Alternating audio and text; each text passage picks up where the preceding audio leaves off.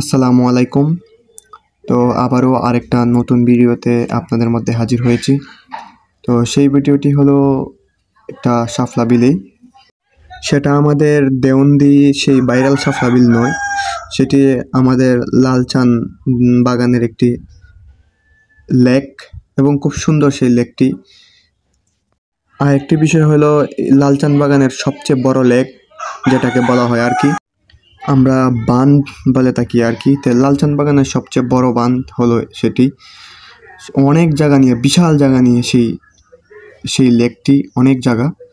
সেখানে প্রচুর পরিমাণ কুয়াশা এবং কুয়াশার চাদরে আবৃত হয়েছিল সেই বাগানটি, তাই দূরে দেখা যাচ্ছে না এবং আপনাদেরকেও দেখাইতে পারতেছি না, তবে সত্যি অনেক সুন্দর।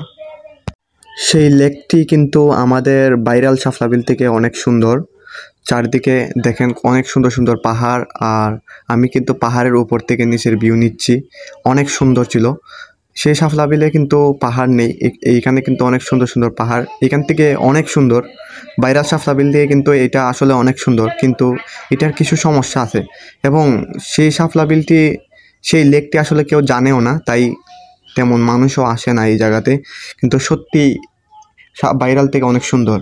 তো আসলে অনেকে ভাবতেছেন যে ভাইরাল শাপলা বিলের সাথে কম্প্যারিজন করতেছি না, আসলে ভাইরাল শাপলা বিলের সাথে কম্প্যারিজন করতেছি না, আসলে আপনাদেরকে দেখাইতেছি যে ভাইরাল শাপলা বিল এবং এই লেকের কি পার্থক্য আসলে আপনাদেরকে দেখাইবো। আর এই বিলের কিছু সমস্যা আছে, তা আপনাদের সাথে তুলে ধরবো।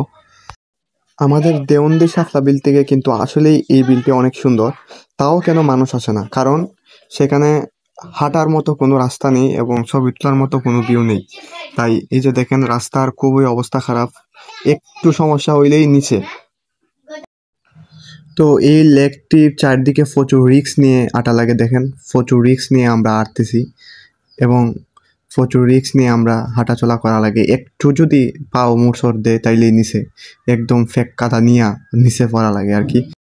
এই জায়গাটিতে অনেক সাপেরও উৎপাত ছিল এবং আমরা সাপও অনেকটা পেয়েছি। এই যে দেখেন, তারা একটা সাপের স্বর খুঁজে পাইছে, তাও এটা জাতি সাপ, হয়তো কুবরা, অনেক বড়। দেখেন, এই যে দেখাইতেছে।